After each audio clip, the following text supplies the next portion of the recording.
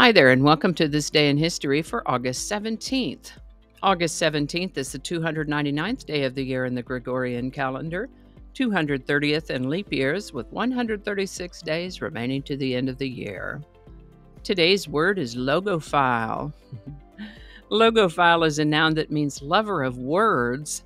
The word logophile comes to us from Greek logo, which means speech, word, or reason, and phile, which means one that loves, likes, or is attracted to. Logophile, logophile. This combined word is surprisingly young as words go. First documented use of the word logophile is 1959. Logophile. And if you have a word you'd like to see in this Word of the Day section, drop it in the comments for me. We'll take a look at it. And with that, we're going to start on August 17th, 1549, when the Prayer Book Rebellion was quashed in England. What in the world does that mean? Well, the Catholic faith was huge in those days, and it was more than just about faith. Religion was also a significant player in politics and power. Of course, we've talked about Henry VIII before, particularly in the way that he changed wives the way some people changed their seasonal decor. Maybe not quite that frequently, but getting unhitched from one wife to marry the next wife just because he wanted to didn't sit well with the Pope and the Catholic Church. And when the Pope wouldn't give him an annulment, Henry VIII set out to break away from the authority of the Pope and the Roman Catholic Church, creating a new church and putting himself in charge. All this is backstory to the English Reformation, which is associated with the Protestant Reformation and the wider European Protestant Reformation. Anyway, in 1549, a book called the Book of Common Prayer was published, presenting the revised theology of the English Reformation, and this set off protests known as the Prayer Book Rebellion. Things got a bit more heated than one might have expected that they would, and actual military engagements resulted. On August 17, 1836, the British Act for Marriages in England of 1836 was set to legalize civil marriages in England and Wales beginning January 1, 1837. Before that, the only recognized marriages were those performed by religious bodies such as the Church of England, the Jews, or the Quakers. One effect of this old law was that if anyone of any faith other than the designated faiths married, or the unchurched, had to be married according to rites and ceremonies that they didn't necessarily support by a priest that they believed had no authority.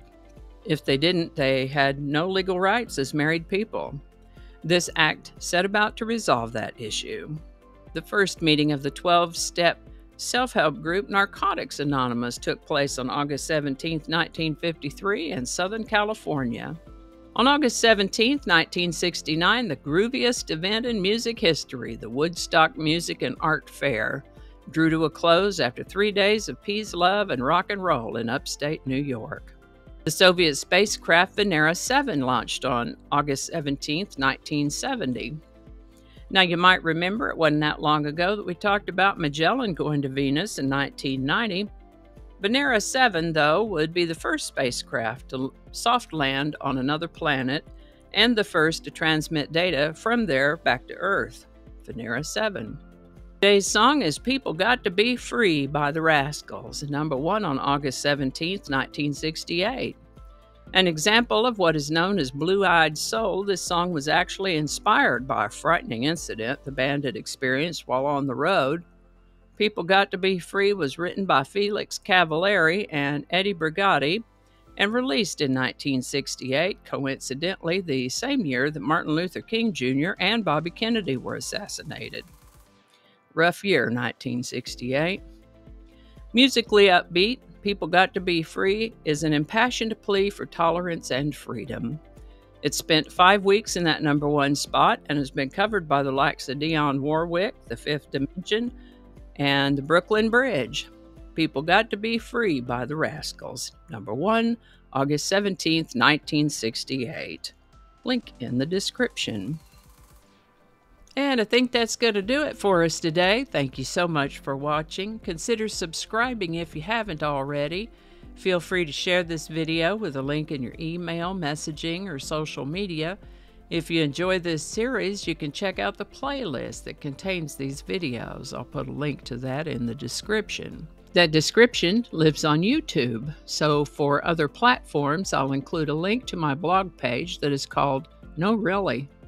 And you can also find me on Rumble, BitChute, and Odyssey. All those links in that description.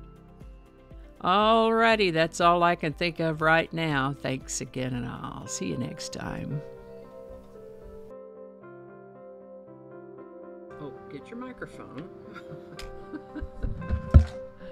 Okay. Phone over there. Hello. Okay.